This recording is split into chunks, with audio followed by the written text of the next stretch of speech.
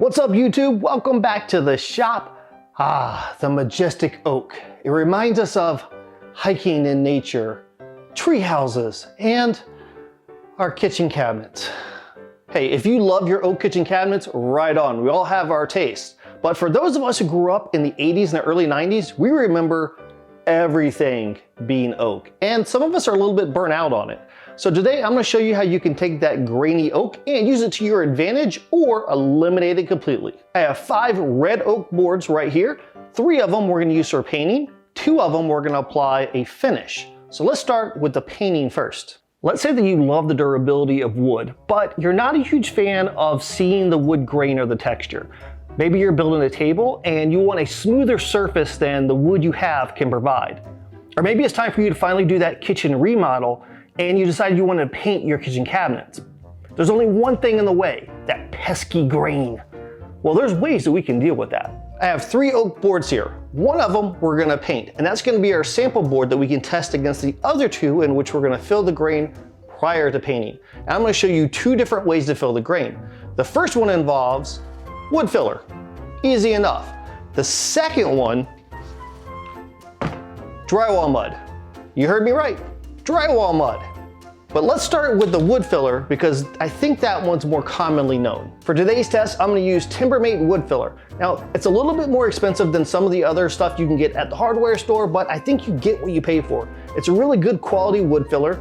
It resists cracking, and if it dries out, you can add a little bit of water to it, and it will revitalize it. And that's really kind of what we're going to do today, is we're going to mix this with some water and make a slurry. I'm scooping some of this out and putting it in this container, which we can mix with water. Now, the good thing about this is the water will evaporate eventually, and when it does, all of this is still reusable. So don't feel like you're wasting any. Just gonna add a little bit of water at a time. I'm gonna mash this up. I kind of want to make it, everyone says like peanut butter. I like to say a little bit runnier than peanut butter. Not everything can be peanut butter. If everything is peanut butter, then nothing is peanut butter. Now you can take a spreader or your spouse's credit card and use it to spread this through all of the wood grain, trying to fill the whole thing up.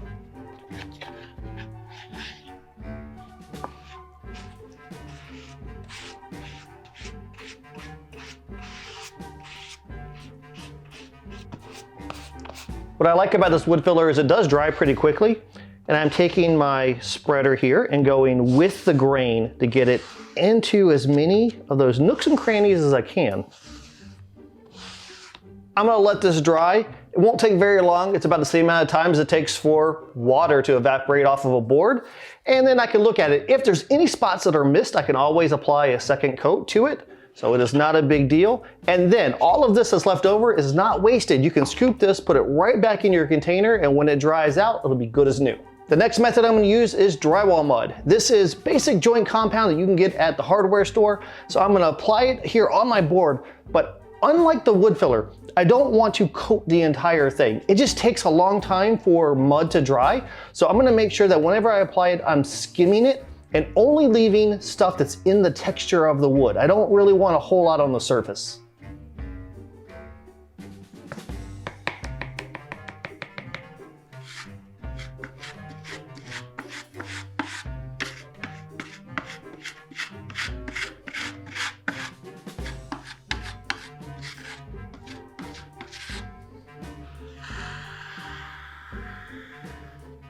That's looking pretty good, so we're gonna let this dry, and once it's dry, we can check it and see if we need to apply any more coats.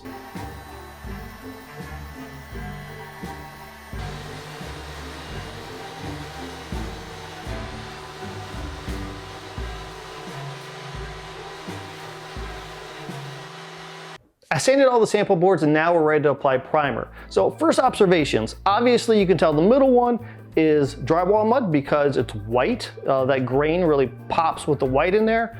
The one with the filler looks just like a muted oak. And if you didn't have a control board without having any filler or anything on it, you might even think that this is just a dusty piece of wood. But that's because the color that I picked for the filler was a white oak color, so it just kind of mutes everything. And then again, we have our control board with nothing on it, but it has been sanded. All these have been sanded to 180 grit because I want to make sure it's all the same. And now I'm gonna apply some primer.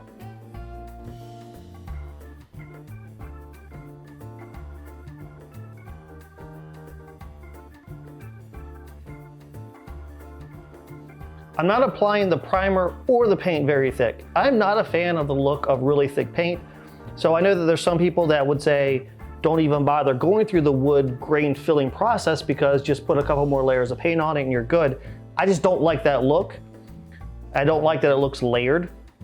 So I am applying 1 coat of primer, 1 coat of paint, and then we'll do the comparison.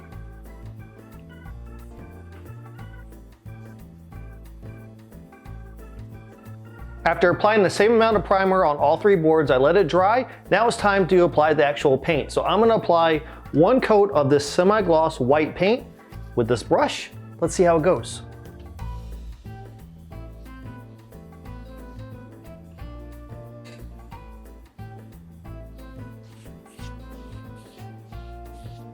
Our paint samples are dry, so now we can see what the results are. And we'll start with the control board. This is the one that we sanded to 180 grit. No grain was filled with this. It was just 1 coat of primer and 1 coat of paint. And you can see every bit of the grain in this board, all of it. Now, that might look better than the raw wood to you. I don't know, it's up to you. And you could probably fill in some of the grain with extra coats of primer, extra coats of paint. But then again, if you do that, then you're kind of getting that layered paint effect, and it's up to you if that's the look you want. Now let's look at the 2 that had the grain filled. We have the one with the drywall mud and the one with the wood filler. We'll start with the one with the mud. This one looks so much better than the one without having the grain filled. As I move it around, I am seeing there is some grain. It's hard to see on camera, but in the light, I can see there's a clear cathedral pattern right here. I can see a couple of streaks here on the sides, one here on this side over here as well. You might be able to get rid of that by applying another coat of mud on this. So applying the mud, waiting 24 hours for all of it to dry, sanding it down, applying another coat, sanding it down, etc. And it would have probably filled in all of the grain. But I only did 1 coat of mud, and I can see that it didn't fill all of it for me. But still, a really good outcome, especially compared to the control board. Now we'll look at the one that has the wood filler. In this case, I can't see any grain at all. All of it looks like it was filled. Nope, I cannot tell. I can't tell where the grain is. So I would say as far as the looks go, in the one-time application, the wood filler did better than the mud, but the mud was much better than the control. What can we take away from this? Well, let's do a comparison. When it comes to applying the mud and the filler, the application process itself, I would probably say the mud was a little bit easier. It's already mixed up compared to mixing wood filler with water and spreading around. But really the wood filler part wasn't that hard. So, you know, I don't know. If I had to split hairs, I would say the mud was probably a little bit easier to apply. The next consideration would be cost. How much would it cost to do a project with the wood filler compared to the mud? And I would say probably the mud wins out on this. Joint compound's just much cheaper than it is to buy the equivalent version of wood filler.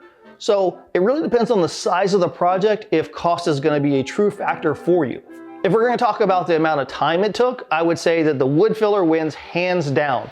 Wood filler really wasn't that much harder to apply than the mud, and it dried super fast. 30 minutes or so, the wood filler was completely dry and ready to go, while the mud took much, much longer to dry.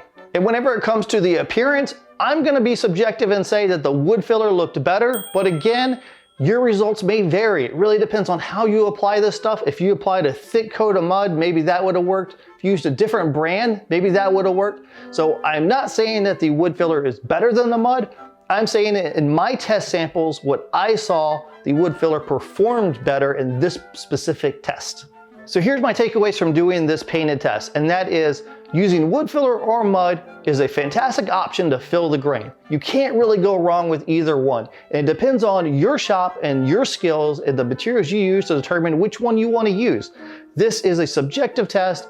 This is not done in any sort of laboratory whatsoever, and there's going to be some opinion based on that. You are having to use my eyes to look at the boards. So I would say that if you're interested in doing something like this, maybe you should try this test on your own shop and then determine if you like the results of either one of these. Those paint samples were really cool. But as a woodworker, I don't always paint stuff. I like the natural look of wood. So how can I take a piece of wood here, make a tabletop, a desk, where it looks like wood, but it's smooth? You know, like when you're writing, you don't want like those bumps because it's not smooth. You know what I'm talking about, the writing bumps? You know what I'm talking about. So how can we get rid of that? Well, we can do the same thing that we did with the paint. We can fill it with wood filler. But instead of just using a generic color wood filler, I'm actually going to contrast it to the wood. I'm gonna use walnut colored.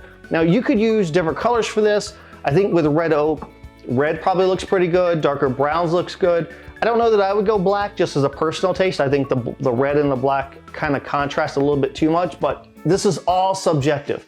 Walnut looks cool. It's got a little tinge of red in it, a little bit of purples in it. I think it'll look really good. So we're gonna do the same thing we did with the paint test. I'm gonna make a slurry. Add to this, we're gonna put it on the board, let it dry, sand it down, and then we can apply our finish.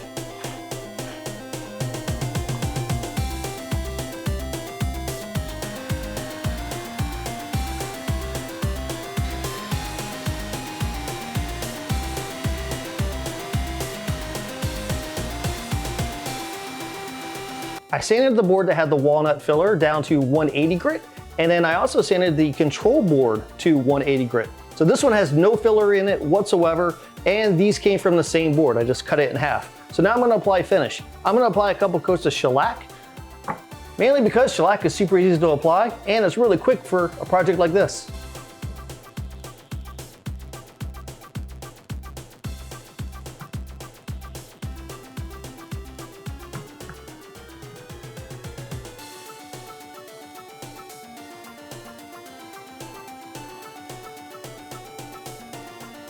I applied 2 coats of shellac to both these boards, and I can say they really do look different. This one over here, I applied the walnut wood filler into the grain, and I think it gives it more of a rustic look. I think it provides a little bit more character, and the wood overall looks darker compared to this one in which nothing was filled in and it was applied, and it kind of has that generic oaky look that I think that we're all familiar with. When I run my hand across both of them, I can say that the one with the wood filler obviously feels really, really smooth compared to the one without any sort of filler whatsoever. But really, we gotta do the writing test, remember? Because we don't want the... So, according to the writing test, well, again, no brainer. The one with the wood filler absolutely performed much, much better. Just like with our painting test, this is subjective because we're gonna go off of what your opinion is of these types of woods. You may love this particular look here and hate this one, or vice versa. I can say that when it comes to the two of these, I think this one has a cool rustic look to it. It gives it a little bit of character, while that one looks like 1992. But that's just my opinion. Your opinion may vary, and that's cool too. The point in this test was really to show you that you can take a wood that's really porous like oak that is not smooth, and you can make it baby butt smooth and give it some really cool character by using the grain to your advantage instead of trying to eliminate it altogether with. And just by doing that, you can get a completely different look out of the same piece of oak.